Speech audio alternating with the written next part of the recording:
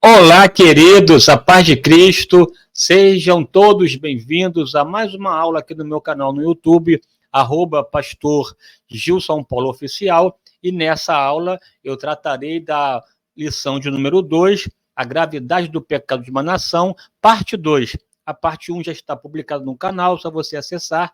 Na aula 1 eu abordei basicamente um pouco sobre a estrutura e sobre o contexto histórico do profeta Isaías, e nessa aqui, de modo específico, pontual, vou tratar o capítulo 1 de Isaías, que é o teor, inclusive, da aula 2, né? O coração da aula 2, de fato, é tratar sobre o capítulo 1, em que o tom é que o título da lição que o autor colocou foi este: a gravidade do pecado de uma nação.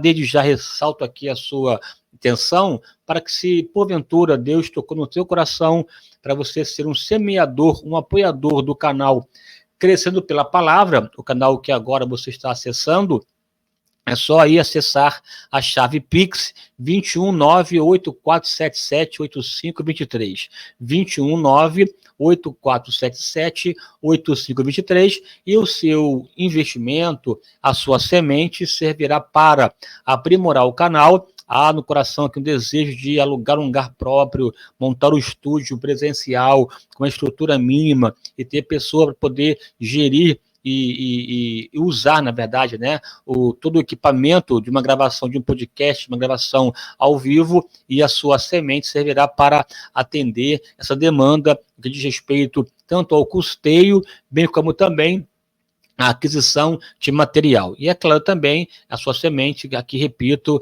servirá para abençoar a minha vida. Lição de hoje aqui, ó, a gravidade do pecado de uma nação, parte 2. Essa revista, aqui ressaltando, quem a escreveu foi meu nobre amigo, pastor Ricardo Silva, um grande professor, um grande mestre, e para auxiliar esta revista, esse trimestre, eu preparei um conteúdo específico, exclusivo para você. Esse conteúdo exclusivo, ele é formado por uma análise didática, pedagógica e teológica das 13 lições. Quem fez foi o pastor Edivanir Fernandes, e eu fiz um panorama sobre os 4 profetas chamados profetas maiores, além do livro de Lamentações: Isaías, Jeremias, Ezequiel e Daniel, e Lamentações. E você, portanto, terá uma visão panorâmica desses profetas que te ajudarão na compreensão do teor do trimestre. Para acessar esse conteúdo, é somente você, aqui no link, na descrição há um link, você vai clicar no link, ir à plataforma e lá você acessar o conteúdo. Há, para tanto, investimento de R$ 29,90 ou em 6 parcelas de R$ 5,51. Você pode adquirir, aprender e, além disso, também quer abençoar a nossa vida e experimentar um trimestre viçoso, rico, profícuo e extremamente oportuno para o teu crescimento. E aqui, então, vamos avançar. Antes da aula propriamente dita, permita-me aqui, rapidamente repetir para você, já que eu fiz isso no vídeo primeiro, sobre 2 eventos que haverão aqui no meu canal no YouTube. O primeiro é o que fazemos recorrentemente, que é o podcast da palavra. Eu retomarei agora o podcast no dia 20 de janeiro, às 10 da manhã. Esse podcast, o primeiro de 2024, será sobre o tema Anjos e Demônios. Uma leitura aqui bíblica, uma leitura prática, uma leitura sistemática sobre a doutrina dos anjos e demônios. Aqui estarei com o pastor Erivelton Nunes e com o pastor Edivanir Fernandes. Portanto, será um bate-papo extremamente proveitoso. Não perca, anote aí, dia 20 de janeiro, às 10 da manhã, no meu canal no YouTube, @pastor Gilson Paulo Oficial. Já aproveita aí, antes de você avançar, já comente, compartilhe, se inscreva no canal, é só clicar aí, se inscrever, e fique atento aí às postagens, e vamos juntos para a glória de Deus. Uma novidade para você,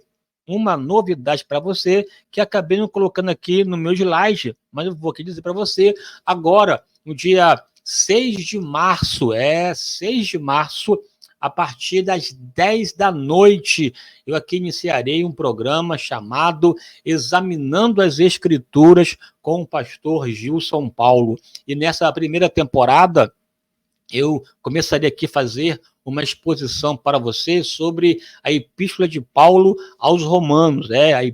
Aos Romanos, aqui será a abertura do programa Examinando as Escrituras, para você crescer, aprender e servir a Deus com alegria na beleza da sua santidade. Amém? Novidade, somente em março, em fevereiro estou aqui, na verdade, me preparando para começar o programa, já com tudo pronto, com a pauta já estabelecida e, portanto, avançar na presença de Deus. Ok? Vamos lá.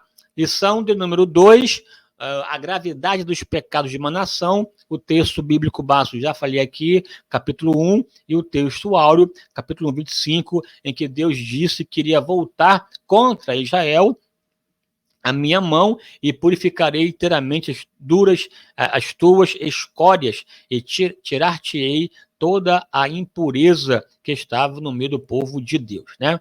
Aqui já citei para você os objetivos da lição, não vou aqui repetir, né? Agora sim, o meu foco aqui hoje para você, nessa aula aqui, é tratar o capítulo 1 de Isaías. Portanto, aqui uma leitura aqui expositiva, direta do capítulo 1. Eu comecei aqui, na verdade, a colocar na sua tela o versículo 11 do capítulo 1, que se for aqui interpretado isoladamente, é como se Deus não quisesse mais tratar de nenhum tipo de sacrifício, né? Vale ressaltar aqui que Isaías viveu no contexto da dispensação da lei, em que a vigência dos sacrifícios era tônica. Deus aqui não está, na verdade, cobrando o término do sacrifício, está apenas dizendo que não adianta sacrificar se a vida não estiver no altar. Antes da oferta no altar, é fundamental colocar o coração no altar de Deus. E aqui o tom é nesse sentido, portanto, para interpretar bem o versículo 11 de Isaías, do capítulo 1, é fundamental atentar para a lei do contexto. Veja aqui o que diz Isaías, capítulo 1, versículo 11, perdão. De que me serve a minha multidão dos vossos sacrifícios? Diz o Senhor, já estou farto dos holocaustos e de carneiros e da gordura dos animais nédios, e não folgo com o sangue de bezerros, nem de cordeiros, nem de bodes. Aqui é uma leitura direta, como se Deus quisesse, pode parar, cessa, acabou e tal, e tivesse dando uma palavra definitiva. Interpretar assim é um equívoco. É importante atentar para a lei do contexto. No que diz respeito à interpretação bíblica, tem vários contextos, ou seja, elementos que estão em volta, em torno do texto. Dentre eles, o contexto. O contexto pode ser imediato, pode ser remoto, são textos que estão atrelados ao texto em pauta, mostrando, formando uma tessitura, um tecido, uma construção coligada, coesa e coerente dos textos. Portanto, entender esse versículo 11 à luz do seu contexto.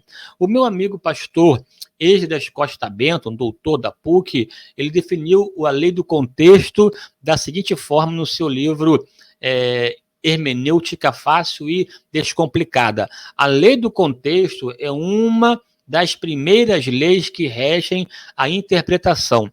Muitas interpretações errôneas têm sua origem na desconsideração desta norma tão óbvia que é a lei do contexto. Vamos ver aqui, então, lançar luz ao texto do versículo 11 do capítulo 1, analisando esse contexto e portanto, vendo o capítulo 1 como um todo, né? Antes aqui de interessante que te ressaltar, que você tem nas suas mãos, acho que sim, penso que sim, caso não tenha, é importante você adquirir uma tradução da Bíblia na linguagem corrigida, na Almeida Revista Corrigida, publicada depois de 1995. Toda publicação da Almeida Revista Corrigida, a partir de 95, ela traz já no seu texto uma divisão em parágrafos, do texto narrativo, e uma divisão em estrofes, quando o texto é poético, né? Quando o texto é poético, divide o texto em estrofes e cada estrofe é formada por seus respectivos versos. E quando o texto é narrativo, a divisão é em parágrafos com as suas respectivas frases que formam o parágrafo. E normalmente, uma das maneiras que você pode encontrar a divisão já paragrafal que as próprias editoras já trazem é você olhar, ao começar o versículo, a primeira letra aí em negrito. Por favor, aí abra sua Bíblia aí, rapidamente aí, pega a sua Bíblia e veja lá a primeira letra do capítulo 1 de Isaías, o versículo 1, começa lá com uma letra bem forte, a primeira em negrito. Se for a Bíblia ao meio da revista atualizada, já traz independentemente do ano de publicação, mas a corrigida somente a partir de 95. Veja depois, então, na sua Bíblia, aonde começa o versículo, a primeira letra está em negrito, aí está indicando que começa um parágrafo. E você vai até o outro versículo em que tem uma nova letra em negrito. No caso aqui em pauta, o capítulo 1 corresponde a um parágrafo. O versículo 1 corresponde a um parágrafo. O parágrafo segundo está formado pelo versículo 2 e 3, porque no versículo 4 tem mais uma letra em negrito, que indica o início de mais um parágrafo, e vai até o 9, porque o 10 tem mais uma letrinha lá em negrito, indica um novo parágrafo, e vai até o 17. Depois, 18 ao 20. E, por fim, do 21 ao 26, eu parei aqui porque tem mais ainda, mais um parágrafo, porque é formado por 7, mas aqui na aula eu só destaquei esses 6 primeiros parágrafos para mostrar para você o teor da aula em si, tá bom? Que não trata o capítulo inteiro. Então, assim, primeira lição, você pode pegar a sua Bíblia e verificar o início de cada versículo. Onde começou com uma letra em negrito, está indicando que ali começou um parágrafo. E todo parágrafo, aqui que interessante, tem uma ideia própria, uma ideia exclusiva, que se liga ao todo. E aqui veremos no capítulo 1 de Isaías. Veja aqui, ó, né? O versículo 1, que é o primeiro parágrafo, né? Na verdade, vou até voltar aqui, ó. O primeiro parágrafo, ele na verdade, contém o título e a descrição do período de Isaías. Aqui veremos. O segundo parágrafo é uma crítica do Senhor a Israel por não conhecê-lo. O terceiro parágrafo é uma constatação do estado espiritual de Israel, versículo 4 ao 9. O quinto parágrafo é uma condenação do formalismo hipócrita e sem vida daquele culto ritualístico que não carregava a vida, do versículo 10 ao 17. O quinto parágrafo é uma chamada ao arrependimento, versículo 18 ao 20. O sexto parágrafo, versículo 1 ao 26, trata sobre Jerusalém julgada e purificada dos seus males. E aqui veremos alguns desses parágrafos aqui que compõem a nossa aula propriamente dita. Vamos lá aqui, ó. O primeiro parágrafo, que é o capítulo 1 de Isaías. Título e descrição do período profeta. Então, essa parte aqui primeira nos informa o título, nos informa a época e o lugar onde o profeta atuou. Muito simples, muito fácil, inclusive já foi abordado por mim lá na aula anterior.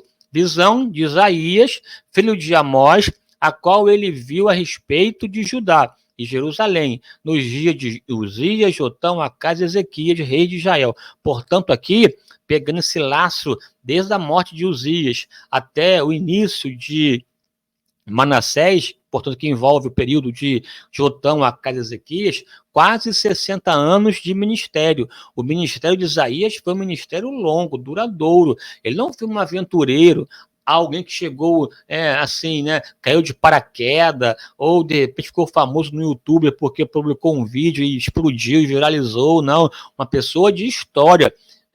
Isaías, filho do grande Amós, que teve um ministério forte em vários momentos difíceis e momentos fáceis, né? Momentos de reis ímpios como Acaias e reis piedosos como Ezequias, mas que profetizou intensamente, profundamente, que, portanto, é um homem de história, um profeta com lastro ministerial e não com uma pessoa oportunista. Portanto, aqui o seu ministério foi de 740 até 680, portanto, 60 anos de ministério. É tão forte que, nesse tempo, ele até mudou um pouco o seu estilo literário. Você encontra diferença na escrita de Isaías 1, 39, do 40 ao 66, porque, de fato, um profeta que viveu o tempo todo até muda um pouco o seu tom na escrita, né? Só para você mostrar aqui a importância de dividir a Bíblia em parágrafo e sacar a ideia principal de cada parágrafo. Vamos aqui.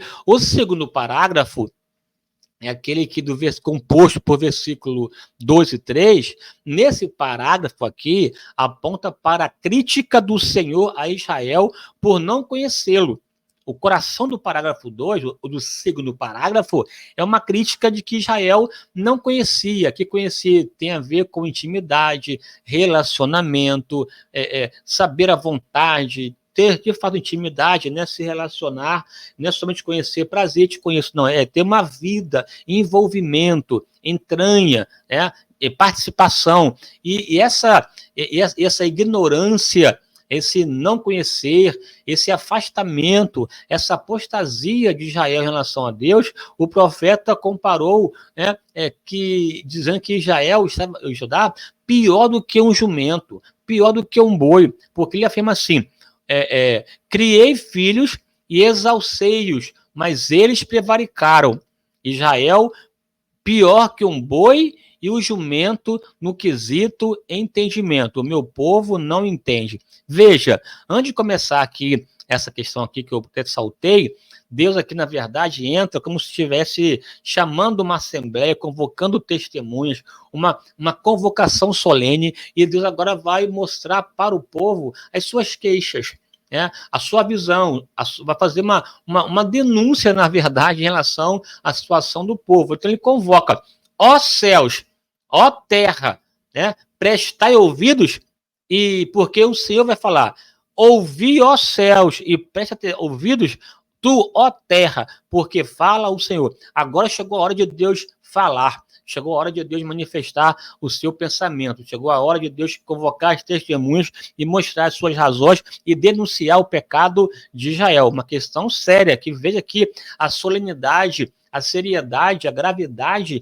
Deus convoca céus, convoca terra, convoca testemunhas. É nesse tribunal agora que ele vai fazer agora uma descrição, uma narrativa acerca do povo de Israel, do seu estado, e tendo como ouvinte testemunhas. O Senhor sai do seu trono e agora começa a declarar e descrever como estava o estado de Israel. Prestai ouvidos, e tu, ó terra, porque fala o Senhor. Agora que a palavra do Senhor seria reverberada. E a primeira fala é essa.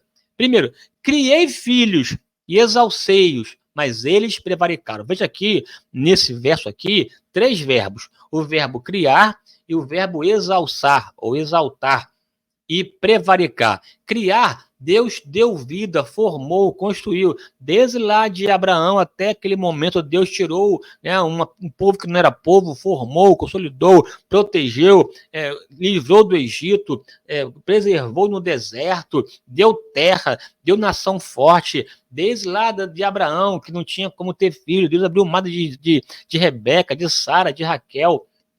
Uma ação poderosa de Sara, Rebeca e Raquel, e guardou o povo 400 anos no Egito, livrou com mão forte. Deus exaltou, criou. Aqui criar, Deus formou com a sua própria mão, seu próprio poder, e aqui na mesma linha lá de Oséias, né? Esse Deus que mostra carinho, amor na construção de um povo, além de construir, além de criar, além de formar, ainda exaltou. Exalçar aqui é crescer, desenvolver, exaltar, colocar em posição privilegiada. Portanto, uma ação que ao mesmo tempo cria, protege, cuida, mas também que promove, que dá glória. Grandes coisas fez o Senhor a estes, por isso estamos alegres. Esse povo que carregava o nome de Deus, o peso de Deus, a honra de Deus, o nome de Deus, um povo que foi o que foi porque Deus fez o que fez. E esse povo, ao invés de ser grato, ao invés de amá-lo, de adorá-lo, de servi-lo, ao invés de ser uma referência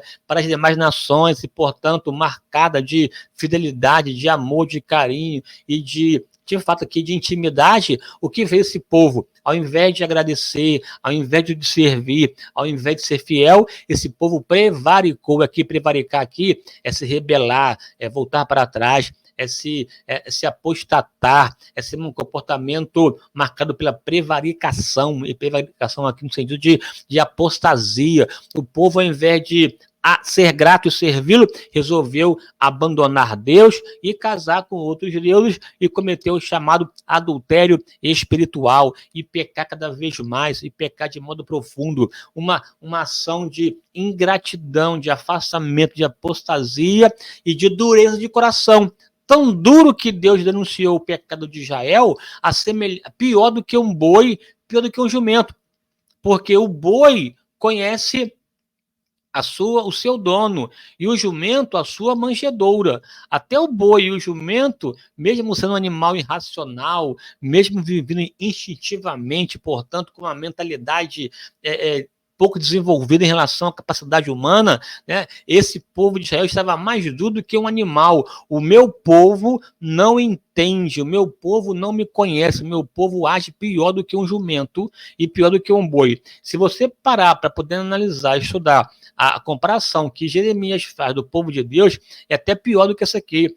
Jeremias, por exemplo, compara Israel como a jumenta no cio, uma jumenta selvagem, uma jumenta selvagem que está no cio e que, ao fragor do vento, se deita com todos os animais, fica debaixo das árvores, praticando adultério espiritual, adorando a todos os deuses, e estrelas e luas e tal, uma situação tão complicada em que Jeremias até afirma que meu povo cometeu duas loucuras.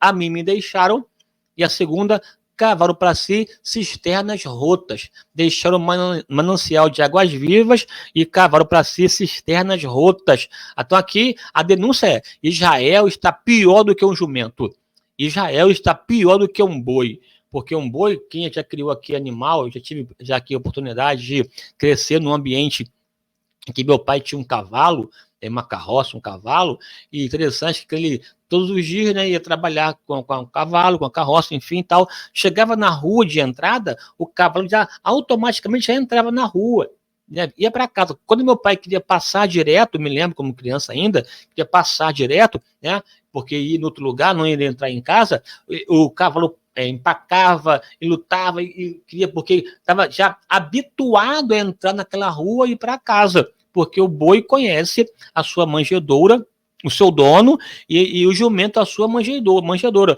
Mas o meu povo está agindo pior do que um animal. Aqui é uma ofensa, pelo amor de Deus, sem entendimento, sem capacidade de entender, sem percepção, sem discernimento, sem ter vida com Deus.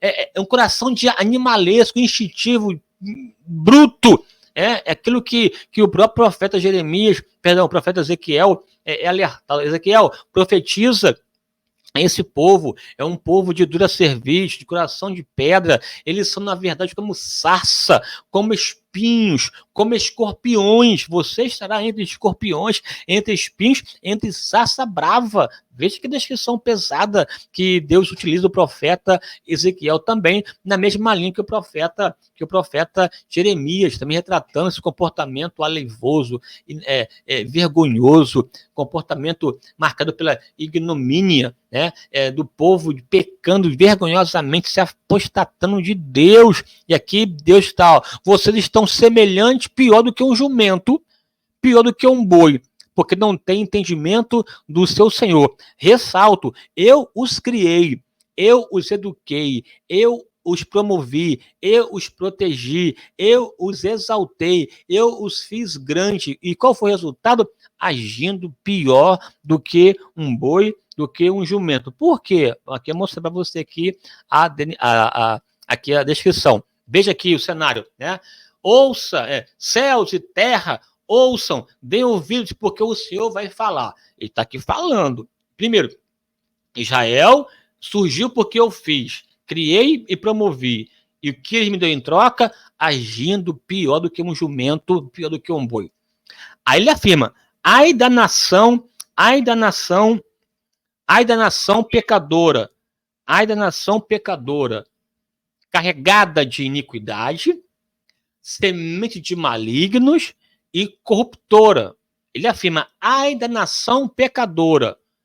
Veja que tudo aqui está no segundo parágrafo. Ai, esse ai aqui, esse ai é sofrimento. Ai dela é juízo. É juízo. E o juízo está presente em Isaías, está presente em Jeremias, está presente em Ezequiel. Ezequiel, inclusive, quando ele é encorajado a comer o rolo, que estava escrito por dentro e por fora, ele comeu, era doce ao paladar, mas o rolo carregava ai, suspiros e prantos e lamentos. Ai, suspiro e lamento. E aqui, ó, ai da nação pecadora. Por quê? Está carregada, cheia, repleta, dominada, né? Carregada, de inundada, cheia, carregada de iniquidade, semente de malignos e corruptora. Corruptora não é só corrupção, é aquela que promove a corrupção, que paga, que pega o inocente e o perverte, portanto, é a promovedora da corrupção. E assim estava Israel, o povo de Deus. Além de estar, a nação pecadora, carregada de iniquidade, semente maligno e corruptora, ela cometeu 3 coisas. Primeiro, deixaram o Senhor. Segundo, voltaram para trás. Terceiro, blasfemaram contra o Santo de Israel. Deixar é abandonar. Voltar para trás é voltar à lama, voltar ao vômito, é voltar à prostituição, é de fato se afastar. E ainda por cima falaram mal de Deus. Além de deixar o Senhor, além de voltar para a lama, para a prostituição, aqui a semelhança de Oséias, ainda blasfemaram. Blasfemar é falar mal, zombar, desfazer, destratar, ridicularizar, ofender a santidade de Deus, porque Isaías sempre trabalha a ideia do Deus Santo. É o Santo de Israel agora sendo abandonado, deixado, um povo que decide voltar para a lama,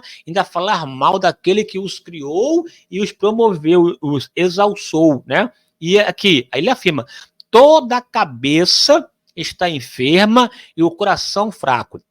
Tudo no segundo parágrafo. Cabeça enferma e coração fraco. Cabeça enferma, cabeça tem a ver com vontade, razão e sentimento. É o guia, direção, a cabeça, o entendimento. Israel está com o entendimento entenebrecido, endurecido, pedernido, de pedra, que se afasta, que abandona, insensível ao pecado, marcado, carregado, cheia de iniquidade, de semente de maligno, corruptora, que deixou o Senhor, ainda por cima fala mal dele, ainda por cima zomba dele. Portanto, a sua cabeça, entendimento, vontade, razão e atitudes e caráter totalmente enfermiçados. É um coração fraco, debilitado, que não quer e resiste servir a Deus com alegria. Tem mais, tem mais. Aí vem aqui o terceiro parágrafo, que tem a ver com essa constatação da vida espiritual de Israel. Deve descrever como Israel está do ponto de vista espiritual. Descreve, dos pés à cabeça, da ponta dos pés ao alto da cabeça, ou seja, o corpo inteiro, pé, membros, ventre, coração, cabeça, a vida inteira. Dos pés à cabeça, o que tem em Israel? Feridas, inchaços, chagas não exprimidas e nem amolecidas com óleo. Que coisa, né? Está em lepra, leprosa, está em chagas, todo da planta, dos pés à coroa da cabeça, totalmente dominada por feridas, inchaços, chagas não exprimidas e nem amolecidas. Aqui é como se fosse aqui aquela ideia do totalmente cheia de furúnculo. Furúnculo é uma bactéria que atua no folículo e provoca ali uma enfermidade, atingindo, na verdade, essa parte da epiderme, da glândula sebácea, e cria lá uma enfermidade que fica inflamada, que cria pus, carnegão, e você precisa espremer, né? E normalmente colocava até óleo quente e tal, uma folha de saião banhada na banha, né? Enfim, para poder aqui deixar morninha e para poder espremer e tirar o carnegão, tirar a sujeira. Assim estava Israel o corpo inteiro, e nem estava preocupada em colocar remédio ou amolecer para tirar, não, totalmente apodrecida. Aqui ferida, inchaço, marcada, cheia de pus. E esse pus aqui é o pus do pecado, da perversidade, da apostasia, da idolatria, da prostituição, da insensibilidade de entender que o pecado mata, e esse pecado enfermiçando a vida inteira de Israel. A vida econômica, a vida social, a vida espiritual, a vida psicológica, emocional, sentimental, porque as chagas do pecado impregnadas em Israel, Israel insensível, agindo pior do que um jumento, do que um boi, não conhecendo a Deus, e pior, ainda blasfemando contra o santo de Israel. Resultado, a terra estava assolada, as cidades abrasadas, estranhos que a devoravam, consequência direta do pecado. Terra assolada, cidade abrasada, estranhos que a devoram. Sião semelhante a quê? Comparou a cabana na vinha, a choupana no pipenal e a cidade sitiada. Veja depois você, faz uma pesquisa, o que seria uma cabana na vinha, o que seria uma choupana no pipenal. Vai pesquisar um pouquinho, vai pesquisar para ver, né, uma cidade sitiada. Tem um sítio na Bíblia que Nabucodonosor fez em Jerusalém durante 2 anos, que provocou em Jerusalém fome, peste e espada. E até o canibalismo se praticou em Jerusalém por conta do sítio demorado que a Babilônia fez, provocando um caos terrível entre o povo de Deus. Ali estava a desgraça, a miséria, a destruição, a vergonha, o opróbrio, decorrências de uma vida em chagas, marcada por uma prática de vida pecaminosa diante do santo de Israel. Aí continua aqui, ó. Agora aqui o parágrafo 5º. Formalismo hipócrita e sem vida. Versículo 10 ao 17.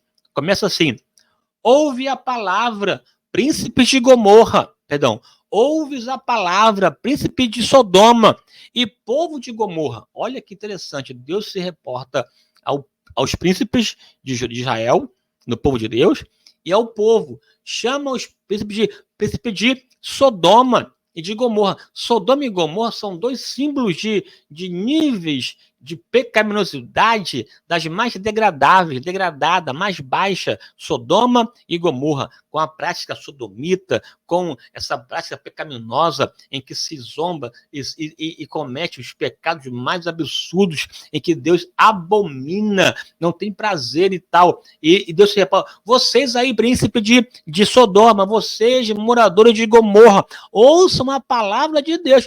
Aqui Deus está denunciando, a partir da vida do profeta, os pecados de Israel, em que estava enfermo o povo, desde a planta da cabeça, a coroa, desde a planta dos pés, a coroa da cabeça, totalmente ferida, cheia de chagas, e chagas que não foram espremidas, portanto, cheias de pus, secreção e totalmente leprosa.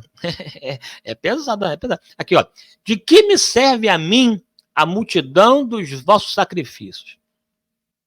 Nesse estado pecaminoso de Israel, nesse estado deplorável do ponto de vista moral, do ponto de vista espiritual, mesmo assim Israel ainda queria manter a sua vida cultica, queria manter a sua religiosidade, não cessou os sacrifícios, não cessou as luas novas, não cessou a guarda dos sábados, manteve todo o protocolo cultico da aparência, da exterioridade, da formalidade. Ia para a igreja, ia para o culto, até cantava na equipe de louvor, até entoava louvores, até entregava dízimo, até, né, portanto, entregava o dízimo, até entregava a oferta, até dizia, cantava louvores ao Senhor. Inclusive, uma vida de aparência para aplacar uma consciência psicológica, a sua, né, para aplacar essa grita na consciência.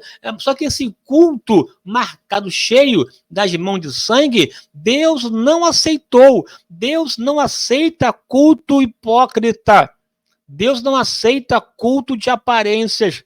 Deus não aceita religiosidade vazia, que não carrega a vida espiritual na sua presença. Mãos cheias de sangue, participando do culto ao Senhor, pisando nos seus atos. O que Deus disse a esse povo?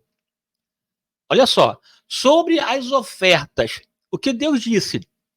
Um povo que levava oferta, Deus disse, estou farto, não suporto mais, estou farto, estou cheio, as suas ofertas me dão repugnância, estou farto, não folgo, não tenho prazer, não tenho alegria, não me toca, não me atinge, não traga, por favor, essa oferta para mim, porque a sua oferta é para mim uma ofensa.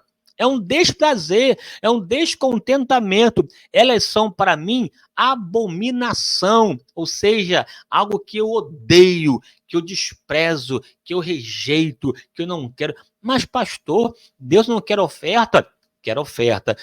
E essa oferta tem que ser primeiro a oferta do coração, da alma, da vida, não uma oferta de aparência, não uma oferta para cumprir protocolo, não uma oferta hipócrita, não um sacrifício, não um culto em que não carrega a vida no altar. Esse culto deve ser feito primeiramente, em primeiro lugar, com a própria vida, ofertar a nossa vida em sacrifício vivo, santo e agradável a Deus, que é o nosso culto racional, e não cumprir uma agenda religiosa, e não cumprir uma aparência cultica que não traga uma verdadeira vida na presença do Criador. Aqui, nessa hora, perdoe-me, é quando o culto se transforma numa ofensa a Deus.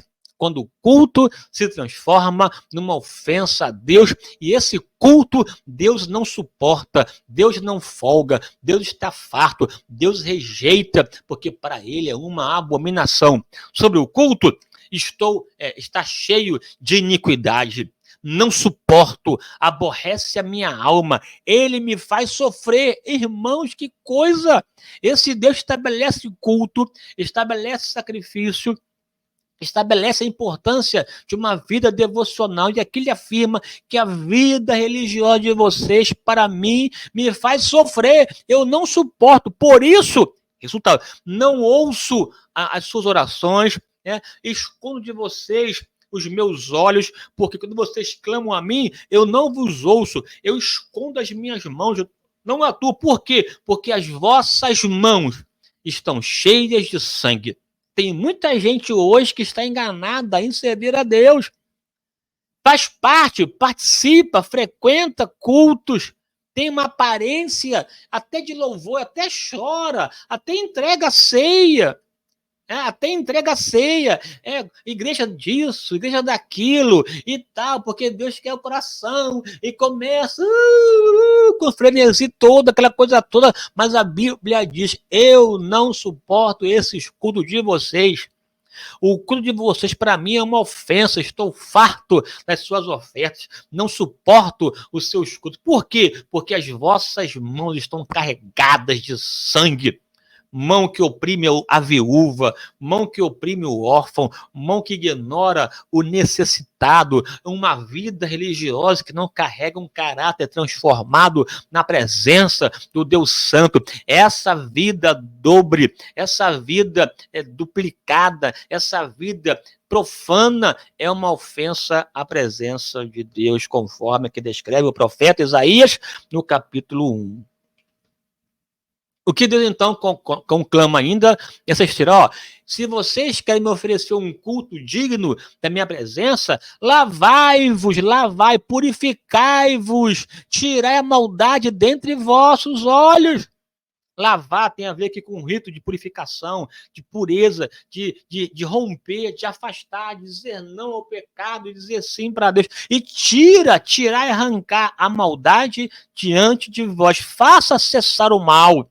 Aprendei a fazer o bem, a praticar o que é reto, a ajudar o oprimido, a fazer justiça ao órfão, a tratar as viúvas de maneira a atender às suas demandas. Uma vida de verdade com Deus, traduzida no servir ao outro com alegria, para que o nome do Senhor seja glorificado.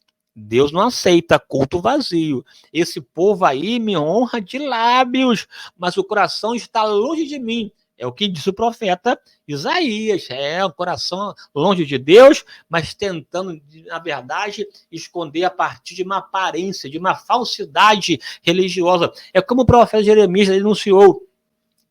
Não, nós não seremos destruídos porque estamos no templo templo do Senhor. Mas mesmo com o templo do Senhor, entrou lá a Babilônia e ateou fogo no templo, destruiu o templo, saqueou o templo e fez o que fez porque esse povo não queria servir a Deus, somente aplacar a sua consciência, de repente cumprindo aqui e acolá um certo rito religioso, mas desprovido de vida, formalismo barato, aparência, exterioridade vazia e oca. Esse culto Deus não aceita, esse culto Deus não quer. Deus quer é o teu coração na sua presença. Você pode dizer amém por isso.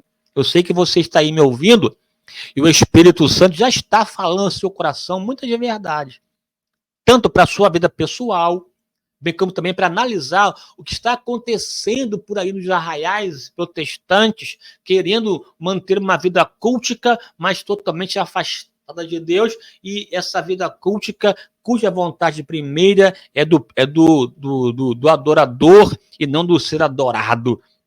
Meu irmão, conclusão.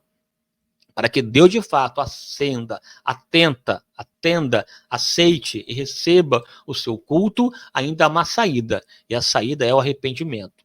É repensar a sua vida religiosa, a sua vida cultica, e colocar nela a seriedade para servir a Deus. Caso contrário, Deus não vai aceitar. Se você aceitar, vinde, então argui-me, diz o Senhor.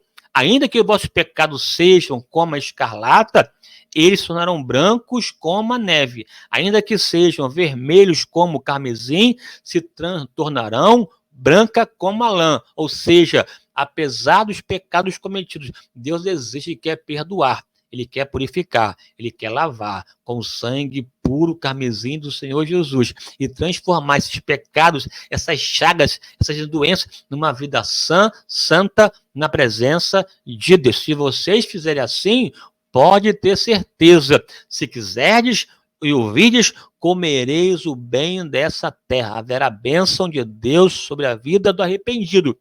Mas se a pessoa não quer se arrepender, ao invés de comer, será devorada. Aqui é um trocadilho. Não irá comer, será devorada. Porque, mas se recusardes e fordes rebeldes, sereis devorados à espada, porque a boca santa e poderosa do Senhor o disse. Aqui o texto de Isaías 6 tem uma correlação com essa ideia.